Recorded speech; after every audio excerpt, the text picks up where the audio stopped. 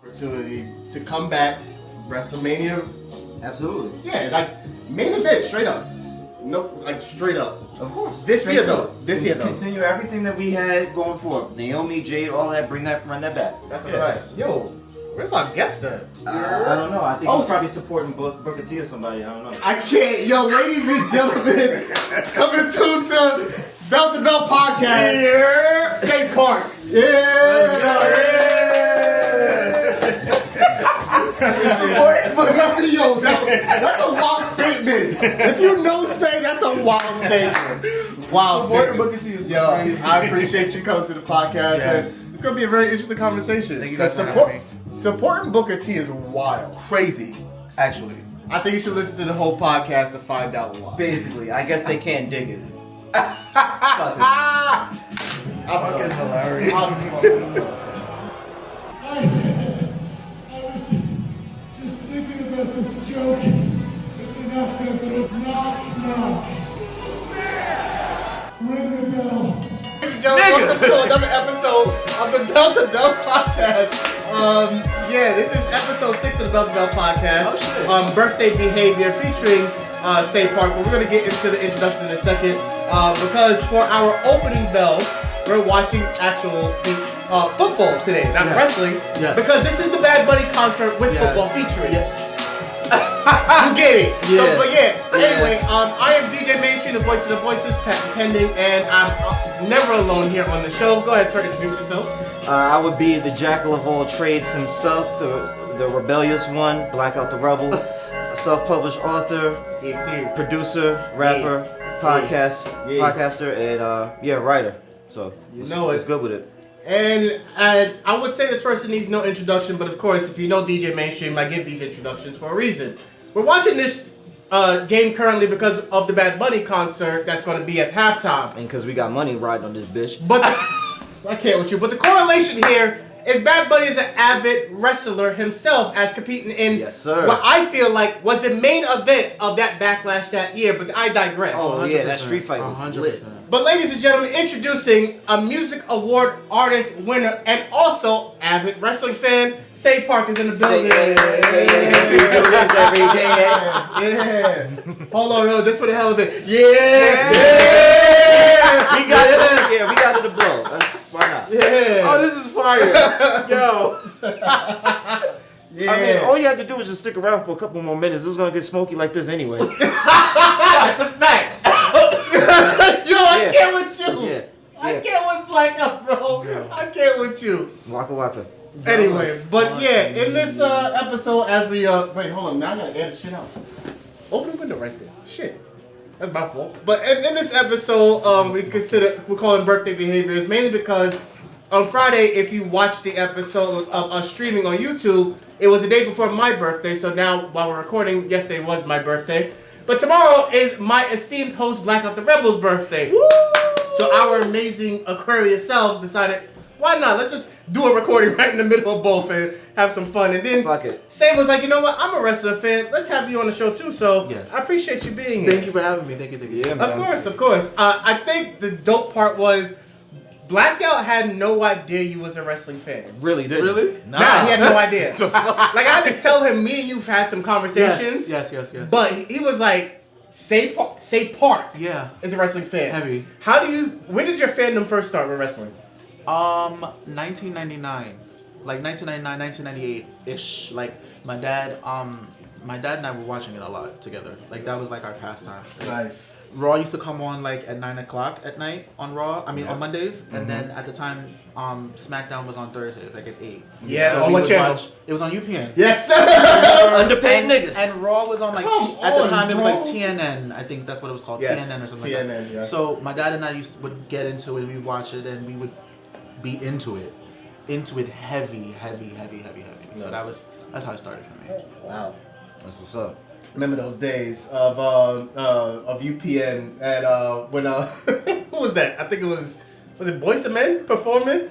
And for the wedding? For the wedding? Yes. And Jeff Hardy was Yes. and Jeff Hardy was into it. I was like, yo, this is the blackest thing ever. I love it. We knew that. We was like, yeah, we gotta elect this nigga. Oh yeah. He's one of Jeff ours. Hardy's a black ass nigga. I'm telling you. Yeah. For real. Black as hell. But the great part is the fact that you're a wrestling fan. It makes it easier for conversations like this evening because one of the core things of, again, the correlation between Bad Bunny and yourself is being music artists. Have you ever incorporated wrestling into your music at all? Oh my god, no. I think that is Really? That's like so corny. I'm so sorry. It's, Damn, but it also damn, it Westside, you heard what he said? No, it wouldn't work for me because of my artistry. It just doesn't go with my who I am as an artist. It just doesn't go. But like, if you can do it, do it. Yeah. I mean, you can make a song like "I Want to Pin You Down" for the 3. Just you and me. We could do it like Saudi Arabia. We could go overseas. Oh God, yo, I'm on now. Like, let me cook. Let me cook. This nigga spitting. No, this is what happens when you have rappers as friends. This nigga spitting. This This is crazy. This is what happens when you have rappers as friends. No, ladies this and is gentlemen. crazy. That's I actually wild. love that. I do what I can. If I see it on, I just want my credit. That's actually gonna fire. Not gonna lie. Hey, I bet you can make a beat for it too. Please do. Oh, I got you. Yeah. Please do. Please That, do. Please what? do. Well, you know what? Listen, we discuss business here on the Bell to Bell podcast too. This is how things work out here. But regardless of the fact of subject matters as far as your music goes, it has been a while since we actually caught up. How has the music game gone for you? It's been good, honestly.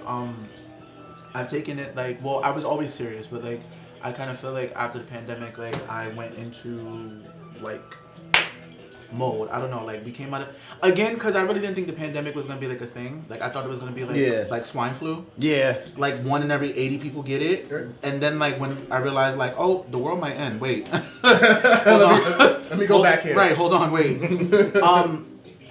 I wasn't really doing anything really during the pandemic. Then the pandemic ended, and I said, you know what? I really have to get the fuck back on it. Like, stop playing. And I was able to put all of my effort, and I put out my first album in October. Hey. So I'm excited. And my album charted on iTunes. I saw that as well. Congratulations. Thank you. That's what I think here. Thank you. I think one of the things I've always appreciated about Saay over the years. And again, we're gonna get back to wrestling. This is the part where I big up the artists and the artistry because there's always been a level of consistency with you. Yeah. There's always I've always either if you're not in the studio, you're dropping something. Yeah. If you're not dropping something, when I mean like song, a video, what have you, you're performing somewhere. Yeah. And it's like that cycle does become monotonous as well as an artist sometimes. But the fact that you don't waver, where's that come from? That urgency is like, you know what? This is what I want to do with my life. I'm putting 100 in it. I've always been that type of person that like when you're gonna do something, you should put like 110% into what you're doing. Agreed. It's just kind of like how I was raised. Like I was never raised to be a quitter, so I'm always gonna try to see it to the end as much as I can. So like with Spitters this, are quitters, folks. You know what? What? For real, for real, bro. For real, Say. You see the shit I go through? What? Yeah. He got him in the chamber for real, bro. He got him in the chamber. From the hip all day. That is crazy. Wow. What you were saying, sir? Yes. Yes. Go So ahead. I always try to see it through to the end. I just never really been a quitter. And when it came to like doing music and stuff, like again, like if I'm not recording or I'm not putting stuff out, I'm performing. Like there was like a year, like I think like between 2018 and 2019, like that entire year, I did like maybe 50 shows. Damn. In New York, New Jersey, Connecticut, like in that area, like I was just performing because the idea was I wanted my name to be out in New York. Like I needed everyone to know who I was, and I feel like I did what I needed to do because I kind of feel like people know who I am now. So like it's you know, people know that when I come to a show, they know what to expect. They know I'm gonna come to fuck it up. It's not, you know, I'm not playing about that. So, Right. yeah. Okay. So I like that you touched on talking about performing. Knowing now that you're a wrestling fan and you've been a wrestling fan for such a long time, do you subconsciously or purposely rehearse and work on your performing based off of like how a regiment of a wrestler might? Yeah, so when it comes to like performing and stuff, I take it like super serious. So like I mean, back in the day, like we used to rehearse like 4 times a week. Okay. As far as like choreography and like we do vocals and stuff with the choreography because dancing requires a special level of breathing. Yeah. When singing, so like we used to do it a lot together to just kind of get it together. But yeah, I used to now. With the dancer that I have now and the direction that I have with things now, it's a little easier. Okay. Because I kind of know exactly where to come in with things, right? Before it was very much like I kind of wanted to dance throughout the whole stuff. Now I've kind of fixed it down to what makes more sense as far as like visually what people see and how people hear my music, right? Okay. But back then I was dancing throughout my entire set. I remember. Yeah. So we were rehearsing like crazy, and at the time too, I worked at a place where it was a rehearsal studio, so I didn't have to pay for anything. Oh, that's dope. So it was easy. It was so much easier to do. Yeah, I would have been boogalooing too. Oh nigga. yeah. We rehearsed. Boogie, boogie, nigga. We rehearsed a lot, and also too, like I was booking a lot of shows where like the sets were never the same amount of time. So then it's like you're cutting down, or you're adding songs, or sometimes you'll go to like these showcases and they want you to perform certain things. So now you have to fix things around too. So that's why we rehearse a lot too. Okay. You just never know. You gotta think on your feet. Kind of like how they do in professional wrestling in a lot of different ways. Which it's an easy transition, as you can see here, because as we're prepping for the concerts coming soon, now it's halftime. That prep time that goes into for like the hours you spend prepping the practice, all that. Did you ever get to a point where it's like, you know what? Maybe I could do something different. You ever had that moment of doubt? Doing something different in regards to like what you mean? In general, outside of music. No? Absolutely not. I mean, so I always feel like you should have like multiple streams of income, and you should have like different facets in your life. Like I am a music artist, right? And so it's not a hobby to me. Like I think that it's a hobby to most people. It's actually not a hobby to me. Like I actually do live and breathe this. But I also have other talents outside of it, but it's never a situation of like, I'm never not gonna do this. Like if for some odd reason, me being like a music artist, like say the music artist on TV doesn't work out, I would be say the songwriter. I would be say the creative director. It's gonna be say something. The choreographer. Exactly. It's gonna be something encompassed in this. Right. So again, for me, it's go hard or go home. Like there's no other thing for me really, but if I did have to like pivot to something else that wasn't, I guess, in a music space, I'm really good with computers. So. Hey, nice. Okay. There we go. I'm gonna have to pick your brain because I'm actually graduating in a few weeks. Okay, fire. Cybersecurity. Hey, there we go. So again, now we just prepping for this performance coming up soon. There's something that Bunny looks dumb already. Huh? He looks stupid already. Yeah, Bunny. He looks dumb already. Okay. It's that thick ass bulletproof vest on.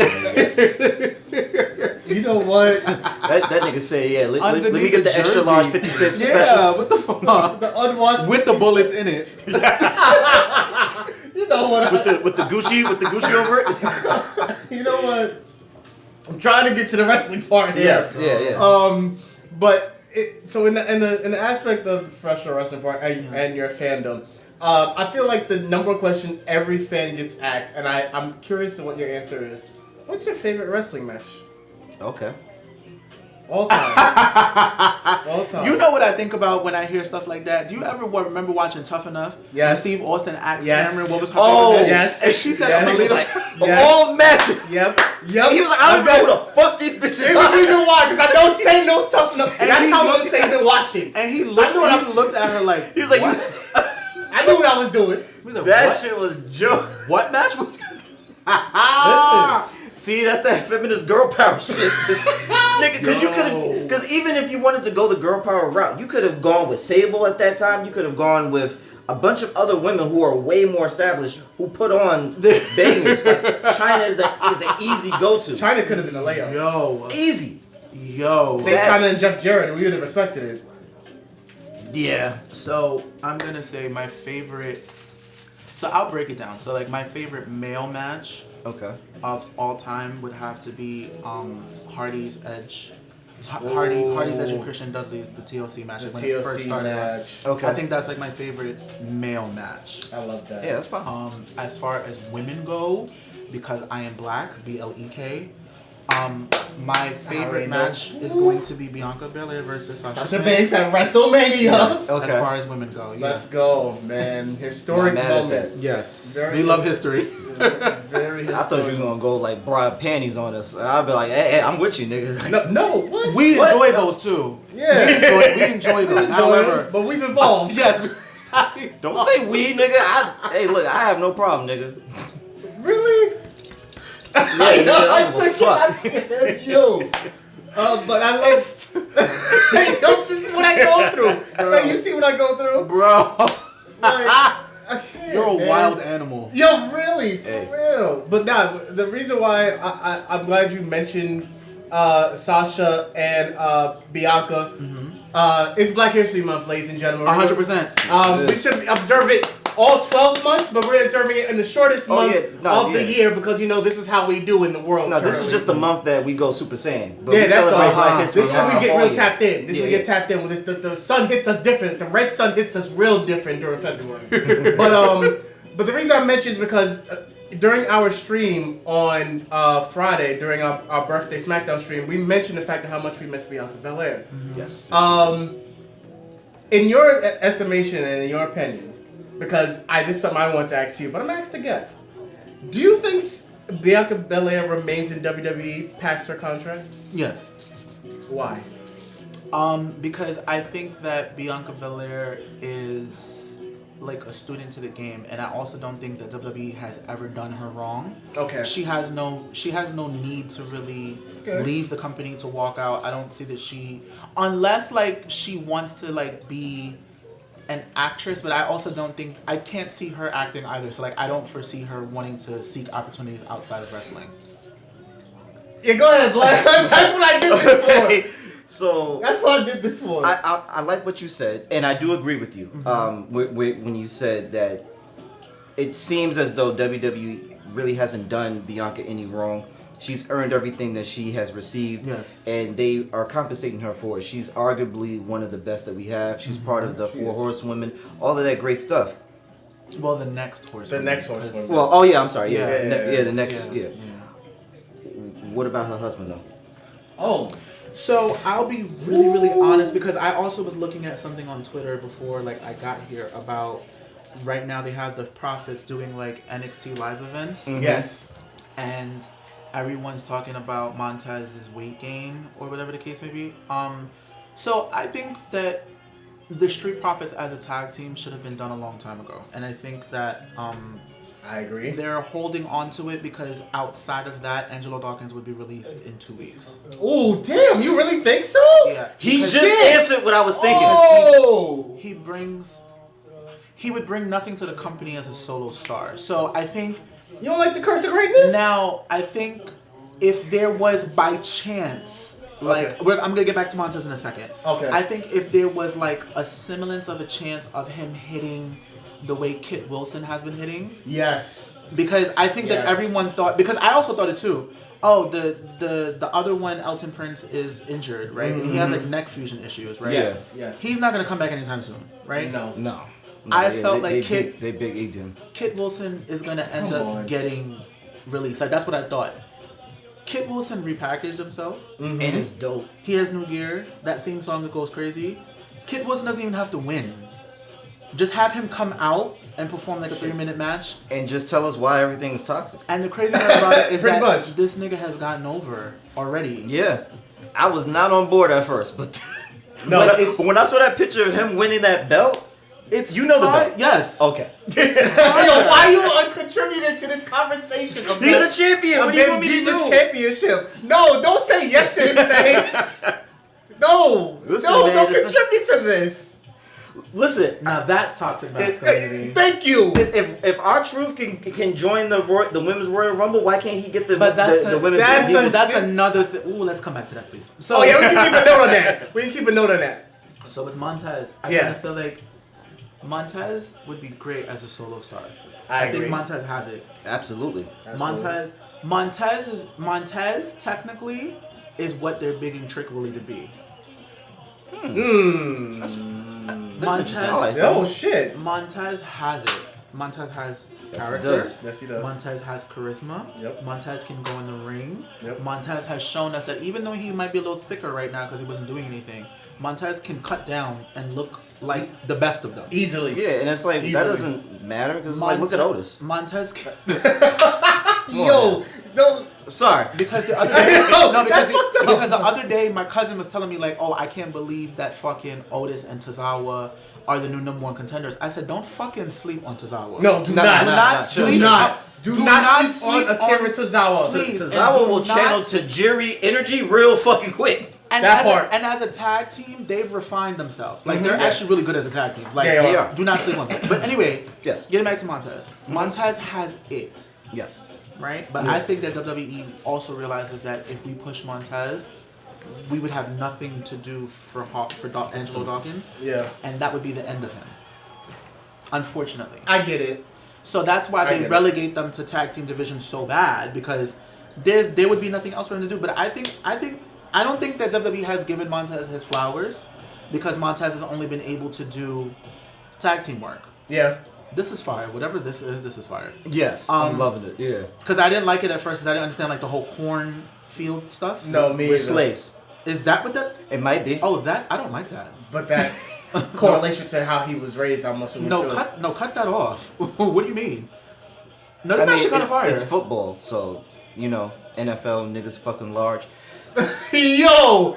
That's come not on, me. bro. Shout out to Chris Rock. But That's Spanish an old people one. don't think that they're black, so I don't know where does slavery come in for them? I was just I was just putting it out they there. don't because no matter what race you talk to, they say, "Hey, papi, I know black. That's true. That's Hey, true. mommy, I know black." So I don't know what is this about.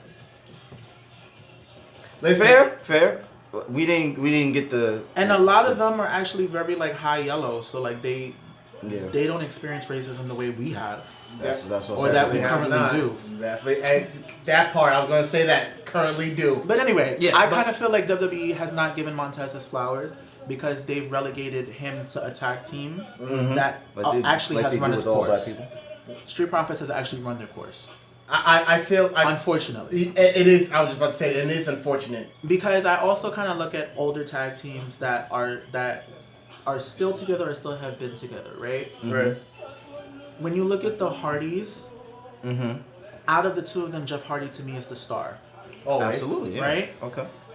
But without that, they've tried to give Matt Hardy the opportunity to be like a solo star. It doesn't necessarily work. Like even the whole like woke, is that Lady Gaga? For some reason, yes, it is. Even the whole like woke, broken gimmick that he was doing, that can also kind of get tiresome too. Right? Yeah. I kind of Yeah. feel like Jeff Hardy's been able to like reinvent himself multiple times. Yes. When you look at people like the Dudleys, although like Bubba Ray has like had like a better time as a solo star in TNA, I don't think that either one of them are better than the other. And Yeah, I think I give that you that. they're Yeah. actually supposed to be a tag team. Yes. Right? I agree. It Edge, works. Edge and Christian, I always felt like Edge was more of the star. Yeah. So they, Oh, I like Christian, but no, No. I always felt the Captain Charisma, though. no, it's okay. Captain Charisma. Captain Charisma was the man.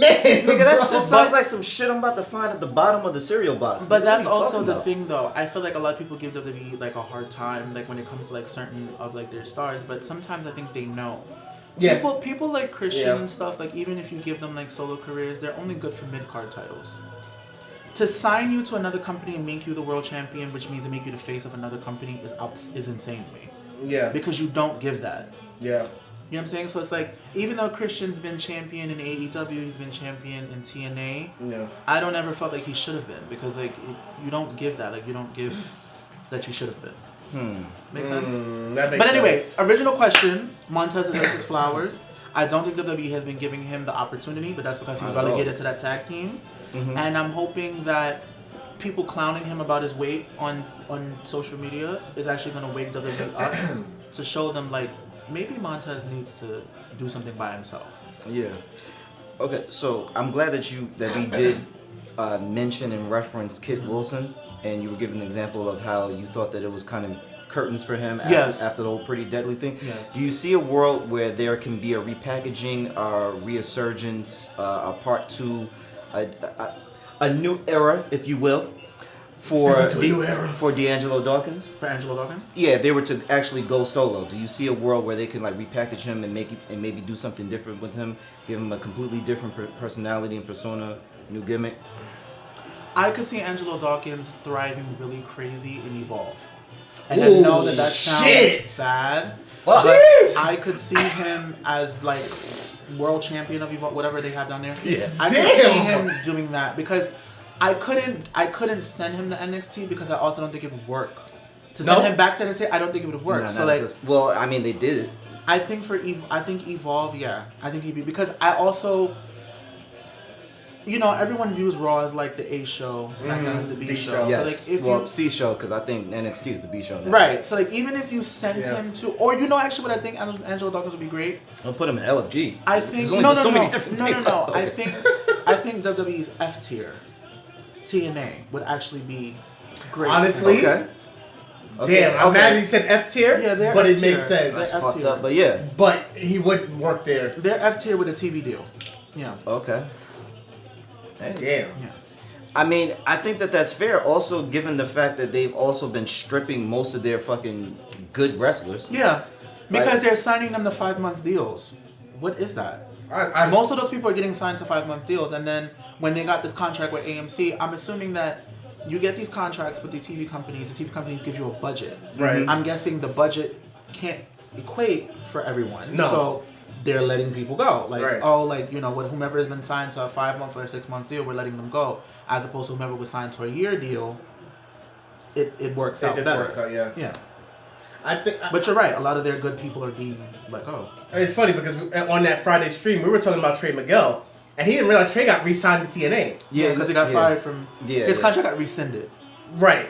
Rescinded. But this is with the correlation to... that F tier comment got me my mind blown. Yo, that's wow. But the reason I'm mentioning is because... Ricky Martin?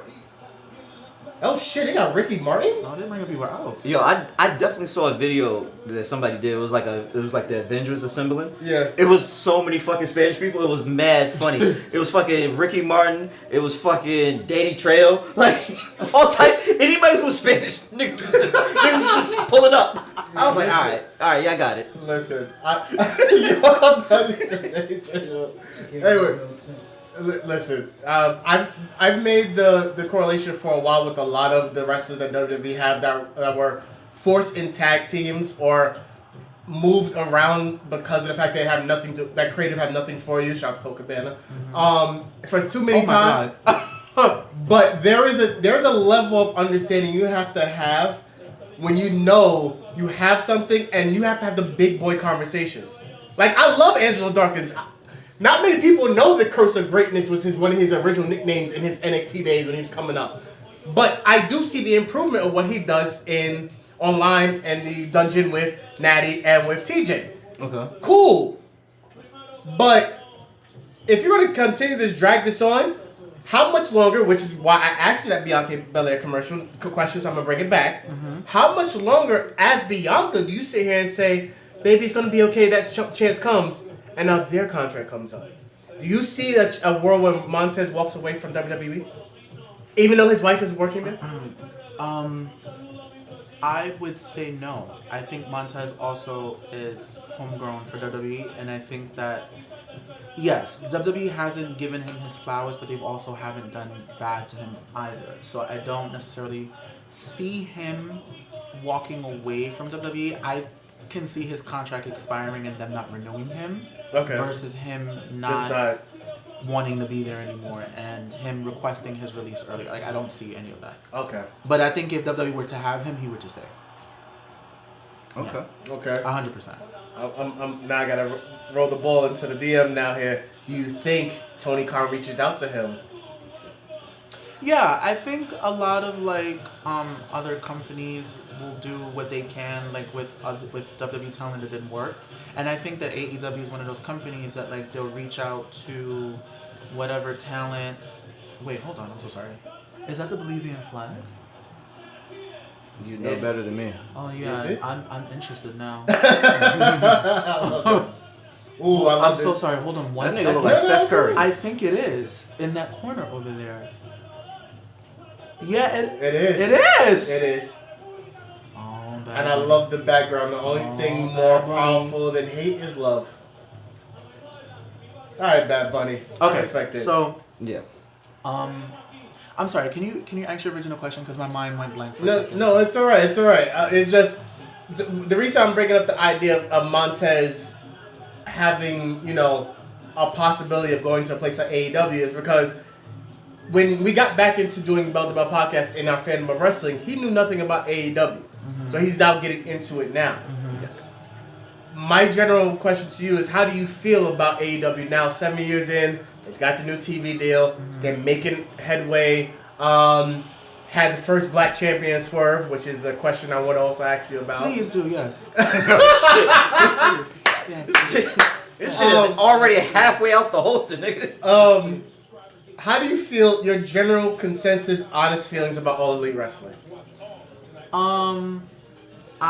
I've always viewed like AEW like how I viewed TNA, and I was an avid like TNA viewer. Like in the very beginning, yes, like before they got a TV deal, when they were just like doing like these random pay-per-views. The Fox Sports days? Yeah, when they were doing those, and then they got like a TV deal when they were like, they had like those characters, Awesome Kong and all of those people on, whatever.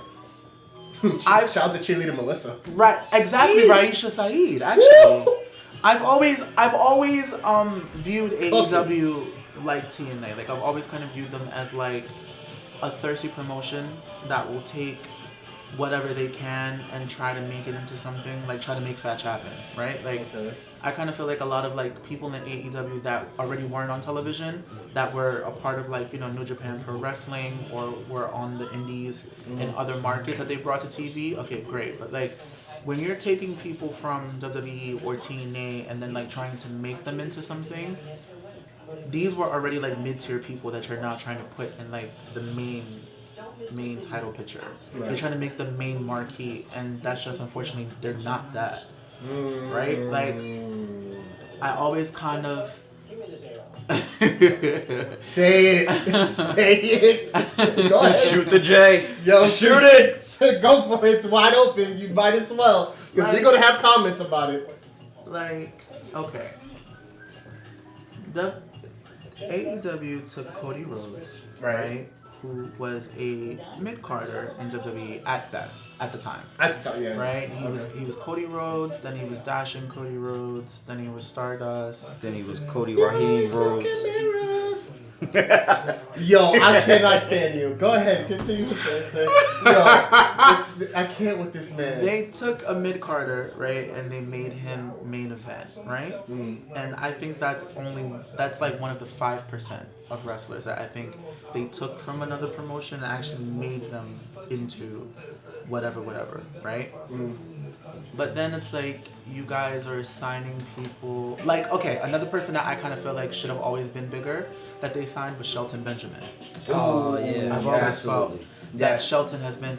I don't really care what people say about Bobby Lashley, because Bobby Lashley has been given the opportunity in WWE and TNA, and he's done great in both. And both sides, yes. Mm-hmm. So now at this point, I don't care about Bobby Lashley, but like Shelton Benjamin, I don't necessarily think that he's ever really gotten the opportunity that he needed, and I kind of felt like he's one person that you guys should push if you're gonna do that, right? But like if Tony Khan were to reach out to Montez, I think Montez would strive in AEW. I think he would do great. But I think the problem with AEW is that there are 1,000 wrestlers on their roster, and there's only but so much TV time and things that you can do. I think plenty of belts though. I think AEW has they have 1,000 people on their roster and they have 98 belts, and I think that it's great that they have so much belts and leagues and whatever it is that they're doing. I think that's great, but people are also forgetting that AEW has I think 4 other shows. Right. Yes. So while WWE has like I said, A tier, B tier, C tier, F tier, which is now TNA, right? Because they technically own TNA. TNA. I don't care. Okay, nobody said. AEW kind of has the same thing because they have like Collision, they have Dark, they have Ring of Honor, they have multiple things that they're relegating people to. So it's like interesting. True. If Montez were to get signed by AEW, is Montez in the main card where AEW is like AEW World Title, or is Montez in like their C-tier show, which is like Ring of Honor? Like, what exactly are we doing there? True. But I could see if he were to leave, I could see AEW taking him, and I could see him strive 100%. Do you think that it would be kind of like, no pun intended, like a Ricochet effect, where just off of the name and the popularity and the controversy alone, we're gonna push him and see what we can do with him?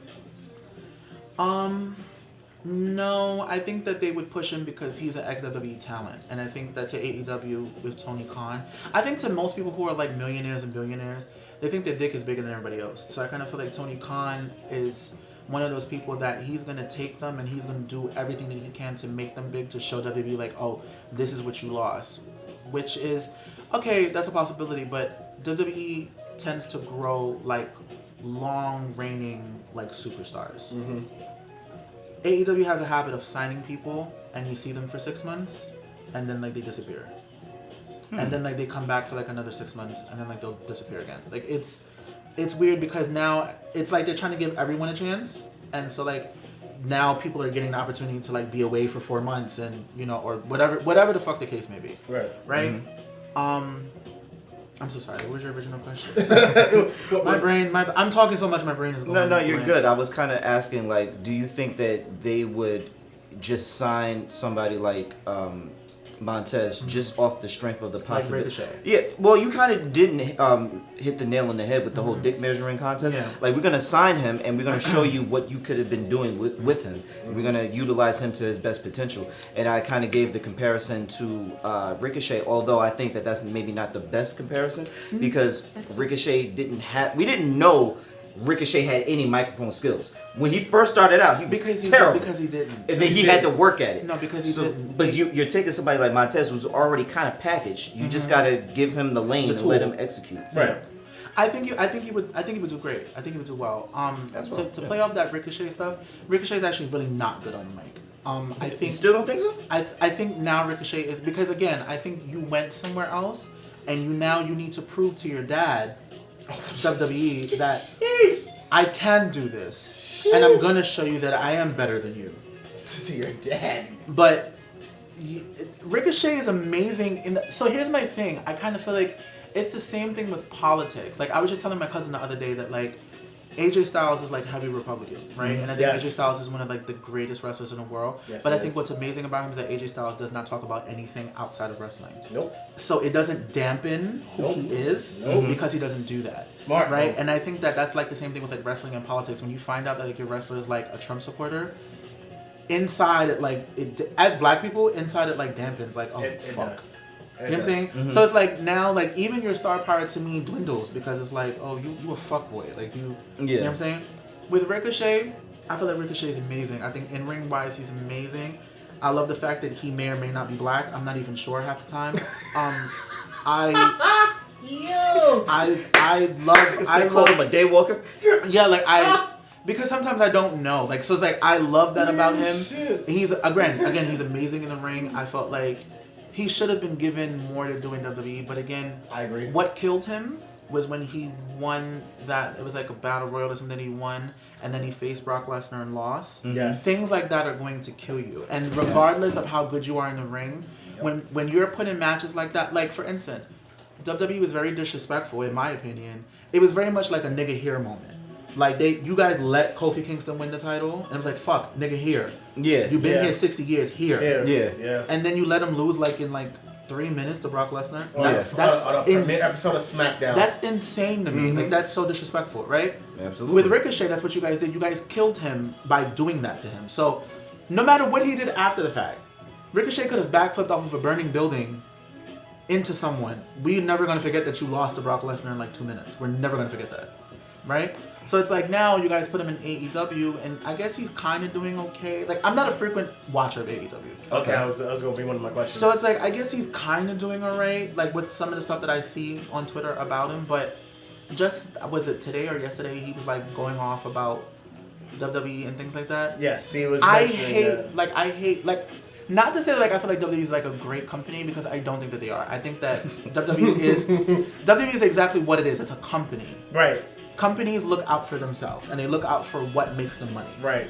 And I kind of feel like WWE has their pros and they have their cons, right? I think Ricochet was already Ricochet before he got to WWE. WWE helped refine it and bring it to what it needs to be. Make it mainstream. And now you can go elsewhere and be the Ricochet that you need to be. But I think for when wrestlers who get released from WWE or whatever start to go on these like podcasts and talking negatively about the company, it was a company that gave you an opportunity, a company that gave you a name. You were Ricochet before. You were, 100%. But you were skinny Ricochet before that. Right? You were skinny Ricochet. You put on like a little bit of weight and you were in Lucha Underground. I'm a wrestling fan, right? You went to Lucha Underground. You were like King Puma or whatever the fuck you were doing Prince over Puma. there. Yep, right? I remember. And then you put on more weight. You put on more muscle. Yep. Right? WWE signed you. Yep. Right? They pushed you to the moon because at NXT you got pushed crazy. Yes, he did. Right? You came up to the main roster. In the beginning, they kind of were doing stuff. But again, at the time, Vince didn't see what Triple H saw in the wrestlers in NXT. Correct. So when it came up to main roster, he didn't know what to do with them. That's correct. I don't know if you guys know, when Gunther got moved up to the main roster, they were going to bury Gunther. Yes. At first. Fight for the fucking soul. They were going to bury him. There was talks of like him losing, I think, like his debut match. Yes. Like in 3 minutes or something like that. Like, yes. Cool. They were going to bury him. Sure. The Gunther that we have now was not what we were going to have in the beginning. This is not why at I give all. him the love and respect I Yes, do. not at all. Because he was going to get the short end. And the you also shortest Well, have if you only utilize 4 fucking moves, then yeah, I can understand why we want to bury not- him. But you also have to understand that Gunther is a pigeonholed wrestler. He's only going to do but so much because that's how his character is to be portrayed. I also give Gunther his flowers because Gunther was like 800 pounds in NXT UK. Yes, he was. When he was to get called up to the main roster, he lost all that weight. People lose weight every day, B. just ask Jelly Roll. Did you? Oh my okay. Now God, that's a whole nother. Listen, we're not. You gonna touch didn't that. say how. You just said that's lost weight. Ozempic. But no, Go ahead. Gunther did his big one. Yes, he did. He came up to the main roster. He lost all that weight. His presentation got spotty because now I kind of feel like the silk rope stuff to the ring is kind of wild. But Yes, I agree. I agree. But you know what I'm saying. But anyway, I don't like wrestlers who get released from WWE and go on podcasts And or then go talk on shit. Twitter and it's like you guys talk crazy, but you saw all of that happening and you were still there. You didn't think to leave. True. So now it's crazy. It's like when you get in a relationship with somebody, right?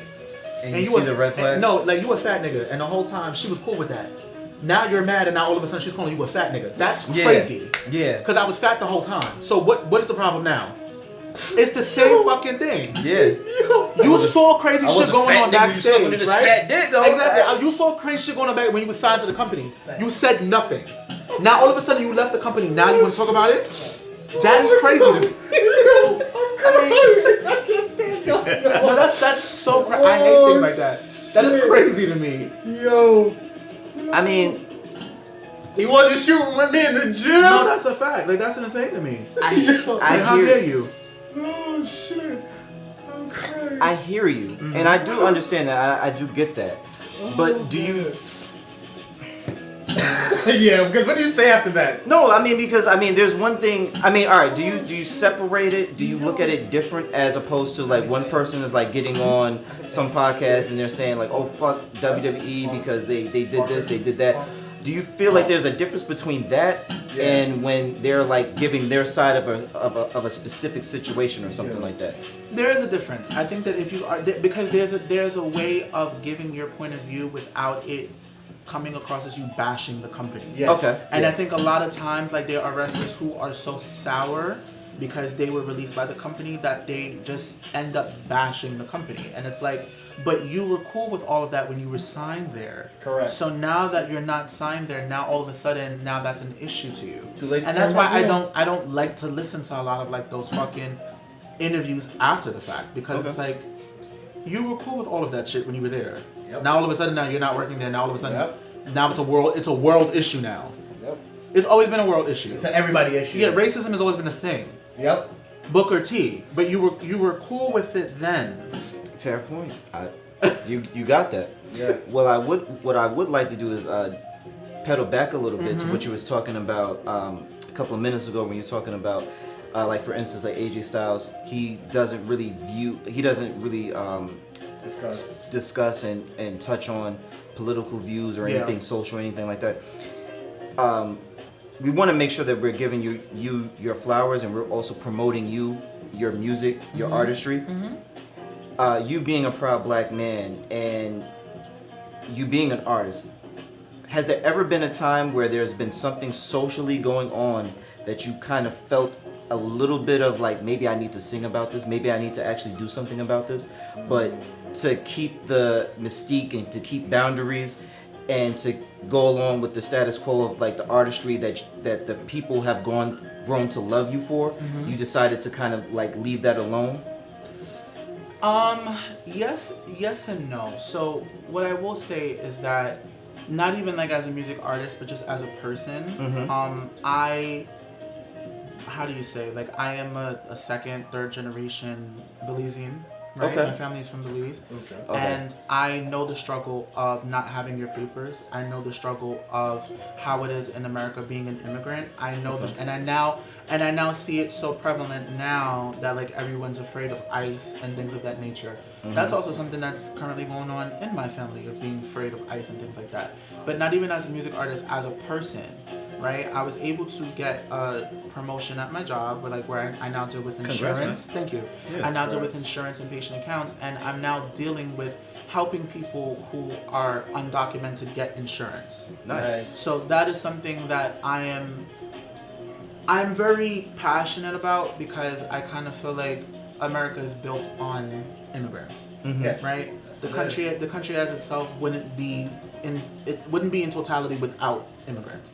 As much as white people like to stake claim to here and they feel like they are the breadwinners of this country, none of us can stake claim to this country. The only people that can stake claim to this country are Native Americans, right? And outside of them, everyone else is an immigrant, because even white people are immigrants. Absolutely. If you're thinking about it. Yeah. None of you were really born here. You're all British, or you're German, or whatever other Slovakian country you come from, right? Yep. So for me, as far as like even like just as a human being, that's something that I'm very concerned with. As a music artist, I mean, to sing about, I mean, again, it wouldn't go with my music mystique. Like, because I sing, my music's very vibey, it's very sexual. I don't think that I'll be able to mix that into anything. But also too, like, I think you're creative enough. You can do it. Girl, between me and you, we could bump. I want to fuck you the same way I say fuck Trump. You know what? I check multiple boxes. Okay. Shout out to Mickey Facts. I'm a black American, right? Because I was born here. I am third generation immigrant, right? From immigrant family. I think I'm like one of like 5 people in my family to go to college, right? Wow, that's what's up, man. That's dope. I'm also part of the Labiquita community. Okay. Right? I check many boxes, right? And I do many things. But my music is very much who I am as a person, and what resonates with me as a person, right? I'm not going out into the world and being like, hey, just to let you know, my parents are immigrants. Right. That's right. So it's so it's not necessarily something that I think to sing about automatically. Okay. Right. Get that. Getting to know me as a person, getting to know me as a music artist, it may come up, but again, Saay Park is just who Saay Park is. Gotcha. I enjoy the mystique of who I am as a person. That's dope. Because that's not easy. Yeah, it's not. It's not easy. And again, tying it back to wrestling, that's why people like AJ Styles get to move as they do. With, exactly. Even though we know he's from the most whitest part of Georgia. 100%. That's either here nor there. But I want to touch on something that I saw you react when I mentioned the name Swerve Strickland. Oh, shit. Because me and... Isaiah Scott? Yes, Isaiah Swerve Scott.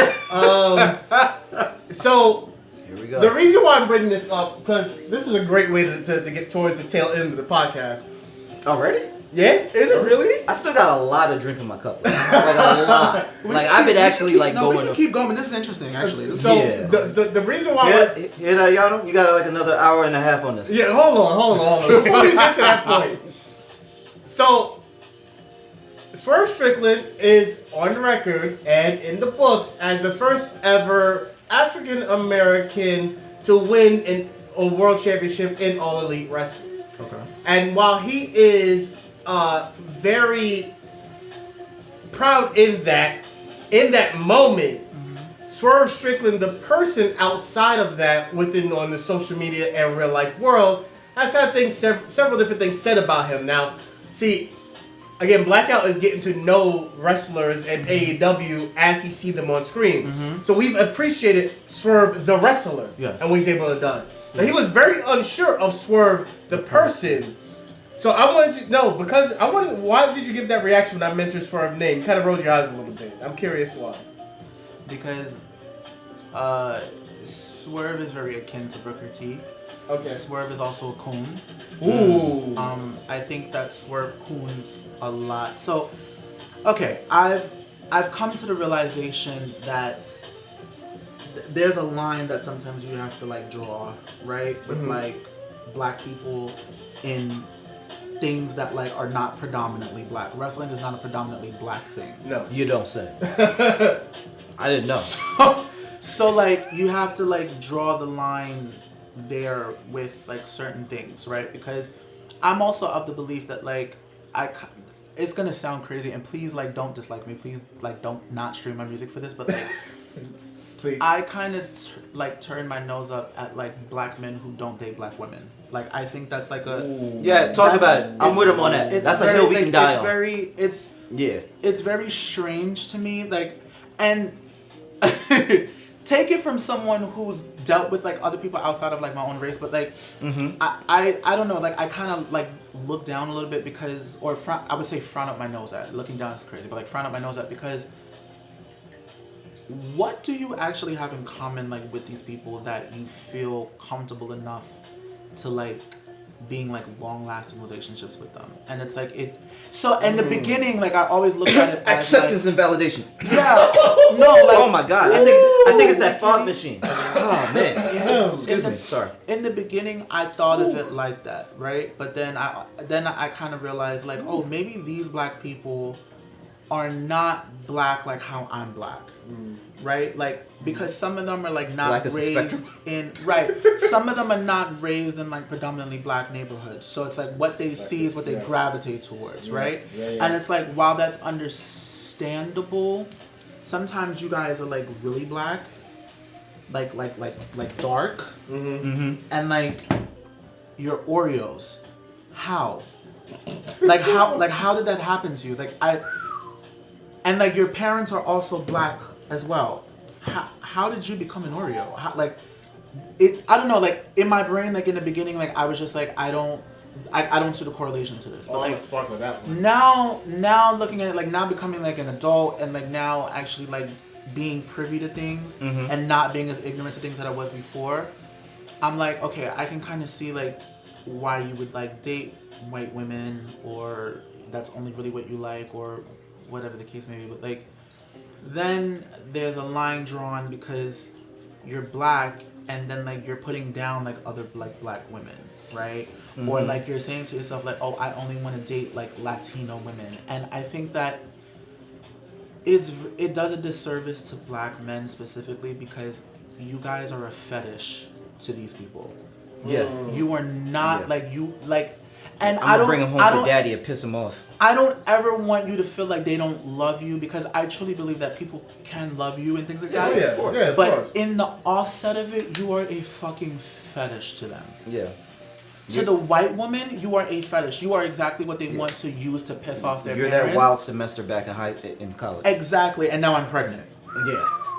To Latina people, like Latinos, and like I love you guys, que lo que and all of that.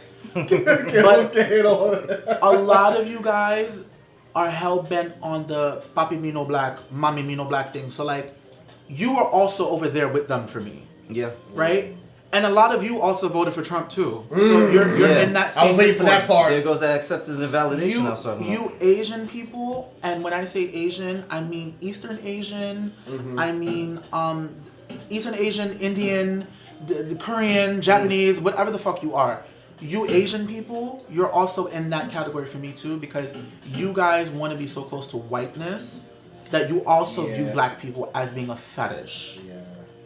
Or you also view us as being under you. So, again, when it comes to Swerve Strickland, Isaiah Swerve Scott, right? I view you as being a fucking coon because I look at you like, yes, you are a black man, but you're also a black man that was raised in the hood. So why you like white women and lighter things, I don't understand. But so I can give a quick counterpoint to it. Go ahead. Because I had to look at my information and I had put Blackout on. He is a military brat. I don't care. Damn. So he's a military brat. So a good amount of his time he was raised in the war camps in Germany. So why do you have dreads? Certain things are not accosted to you when you are like this. See, so right? So you know about the social media shit then too. What social media? Just the verse that he dropped. Oh yeah, oh that's why he's a fucking coon. Oh okay. But it's not. Here's the thing.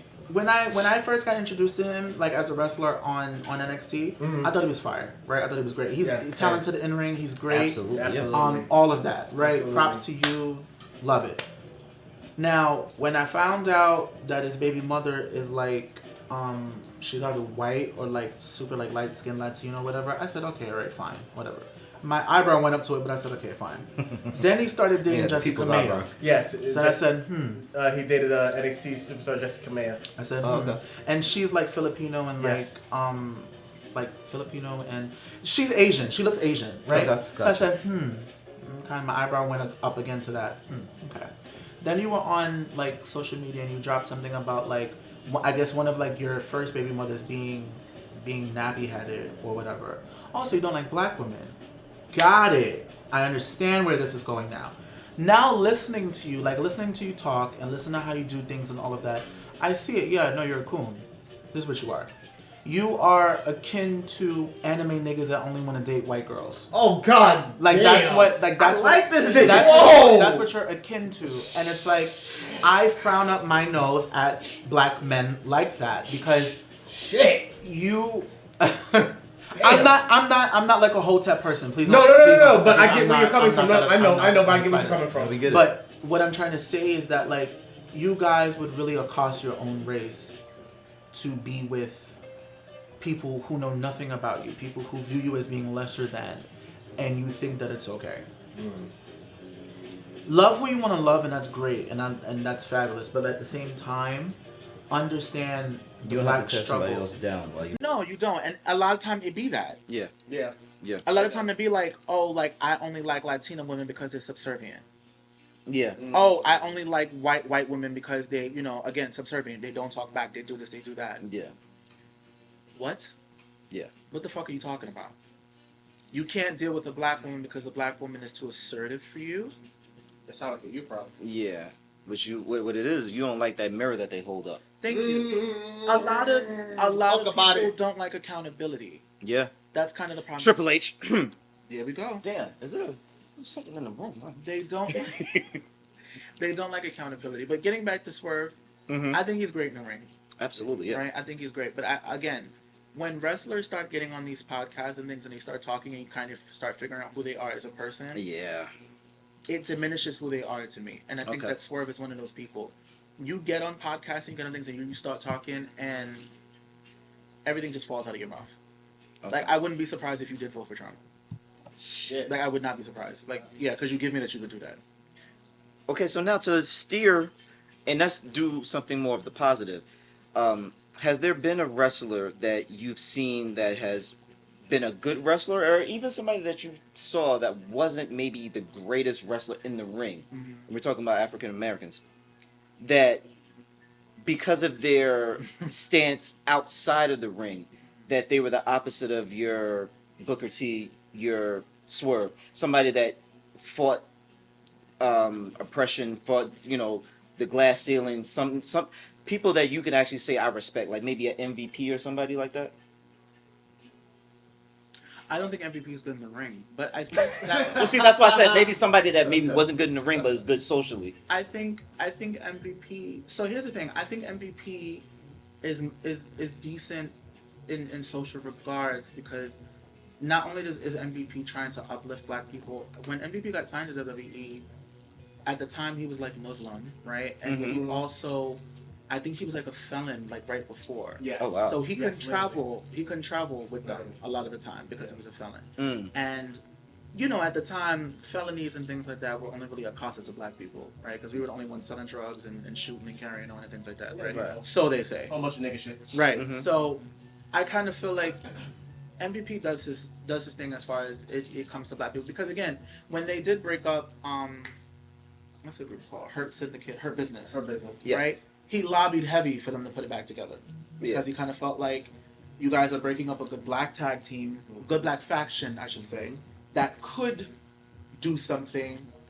Absolutely. You know what I'm saying? So yeah, I would say MVP goes hard for people of color. I can't really talk on like other people because I don't necessarily know if a lot of like black superstars really go as hard for black people as they claim to. You know what I'm saying? Because the only other person that I would say goes hard for black people, but she's in between for me, it would be Mercedes, Sasha Banks. But I also kind of feel like she's a self-serving person. So her blackness The only person who matters has when it's like self-serving. 14 or 15 belts? But that's what I'm saying. But that's what I'm saying. It only works when it works for her. Right, Her blackness only works when it starts to work for her. Because if she wasn't able to get the opportunity of doing what the fuck she wanted to do, and like you said, having 46 belts, she would start to blame it on her blackness. And that's what I'm saying. That's very self-serving of you. You know what I'm saying? Yeah. But because I guess she's probably using her blackness to her mystique. Like, you know, I'm Sasha Banks. I'm Mercedes, whatever it is today. You know, you guys can book me. You guys can do this. You guys can do. I mean, I think she's great. I think she's a great in-ring person. I've always thought her character has always been boring. Yeah. I've always felt the boss has always been stale. Okay. But I think like her in-ring presentation is amazing. But I always felt like her character has always been boring. Okay. But also too, I kind of feel like Mercedes is also one of those black girls that's not really black either.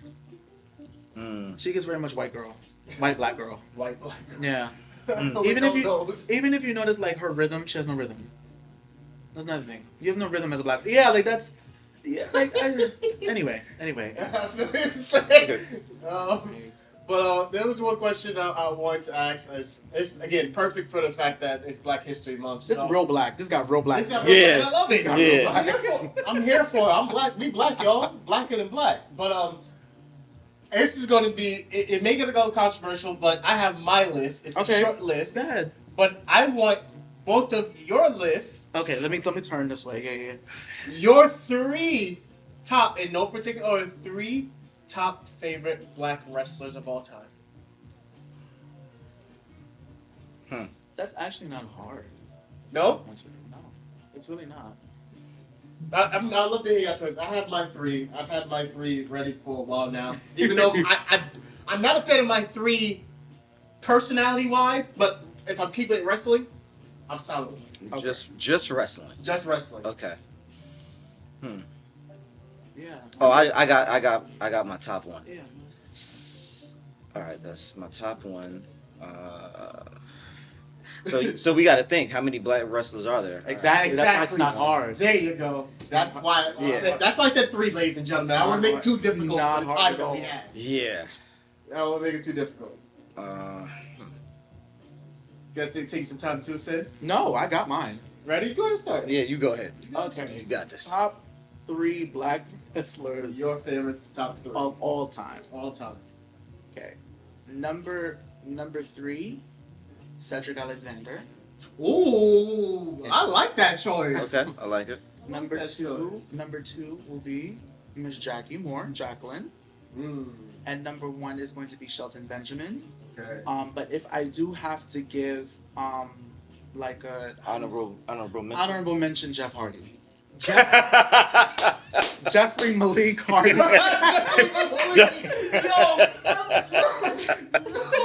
Alright, I like it. Oh shit! Now I gotta think about honorable one because that's good. Yeah.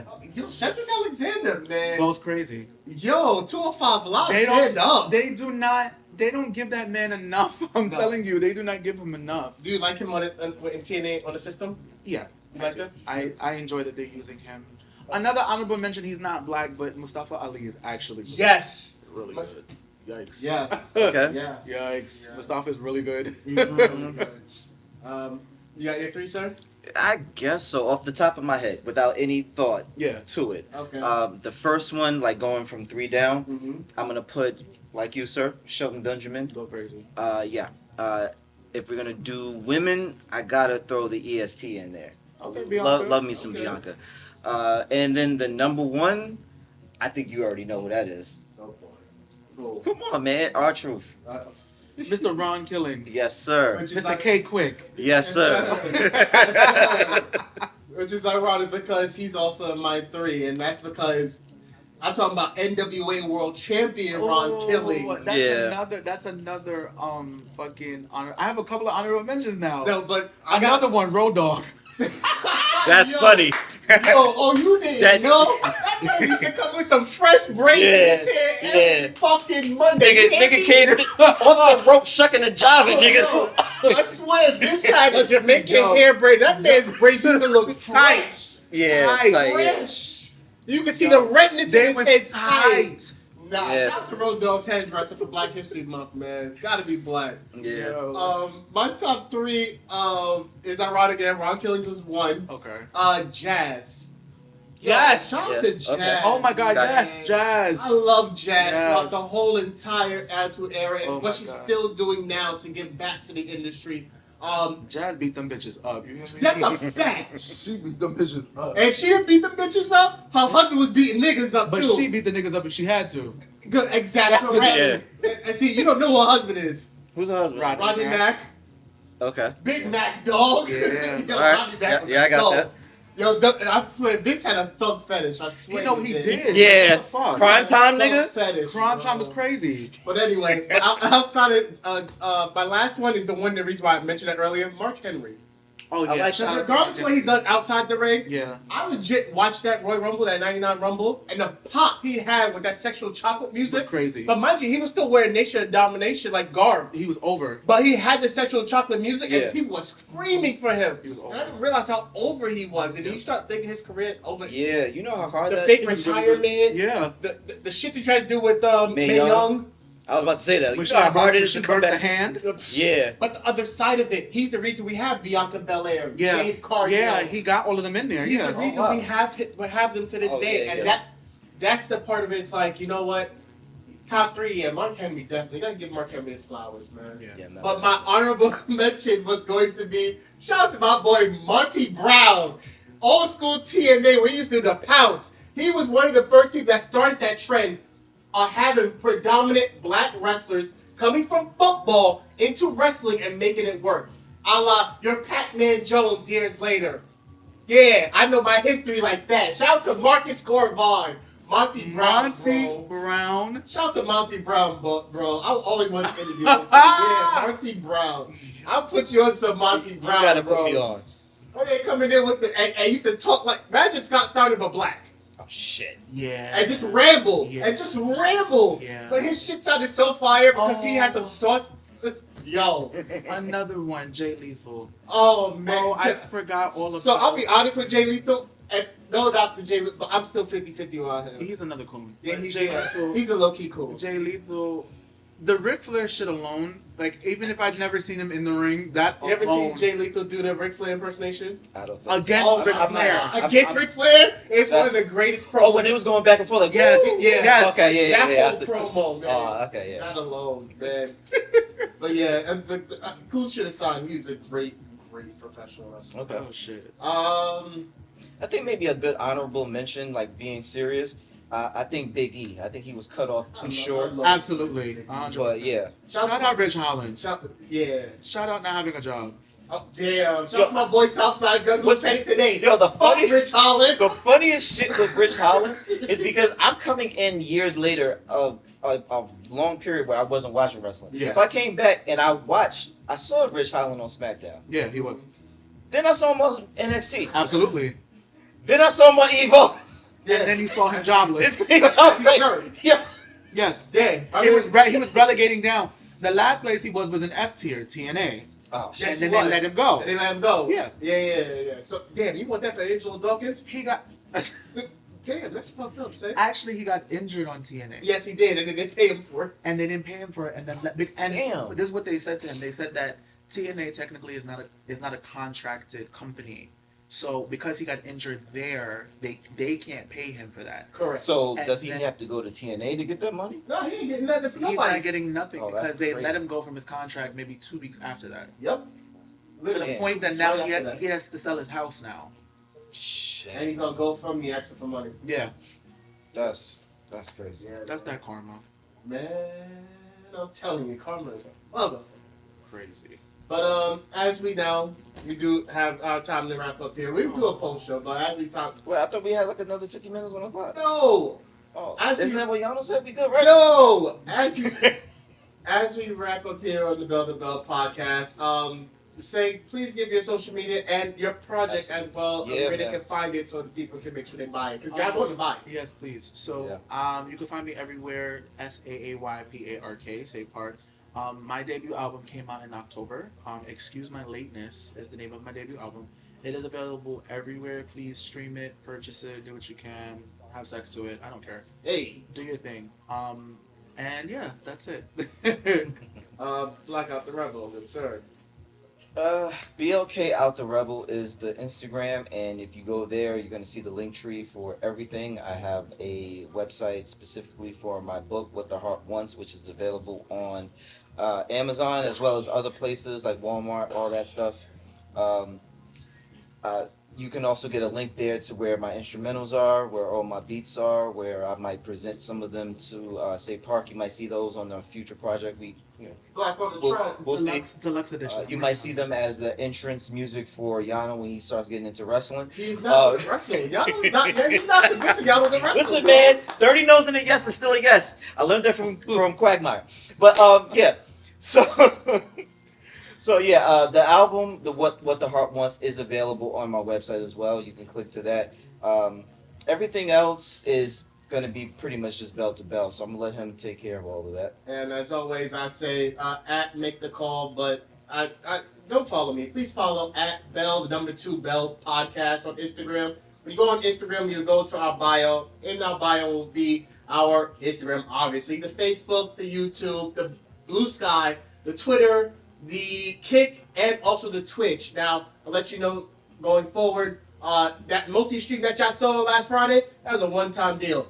But we will work on getting live on Instagram soon. But please make sure y'all follow Bell to Bell podcast.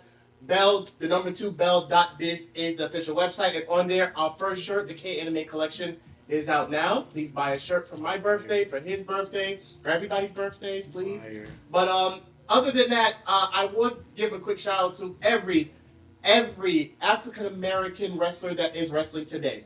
Yes. Because during this time of Black History Month, there's not enough media outlets that give shout outs to our fellow African American people. So I'm going to do it. Yes. Because I feel like it's not done enough. So every single one of you who enjoy your blackness, aside who we spoke about already, Yes.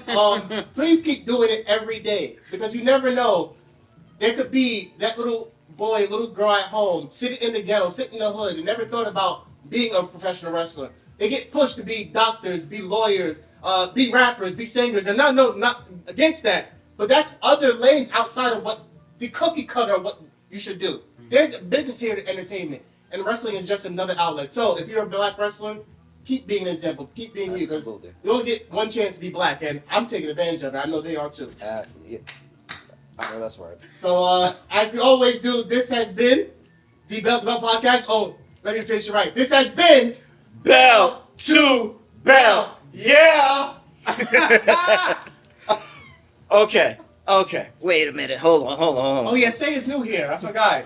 Say is new here, so we gotta kind of do things. We gotta different. teach him how it goes. So, Hey. mainstream. I think there's an easy way that we could let him know how it goes, right? How's that? I think it's one letter. Wait a minute. That's not right. That's not right. That's not right. Let's read that back. It's 2 letters. 2 letters. No, I don't think that's right either. God damn it, No, I'm fucking up. You gotta figure it out. It's 3 letters. You missing something here. I am missing something. I got it now. Okay. Okay. 5 letters. Nah, that don't feel right. I think I skipped one. Okay. 4 letters. 1 word. Bell. Oh, that goes crazy.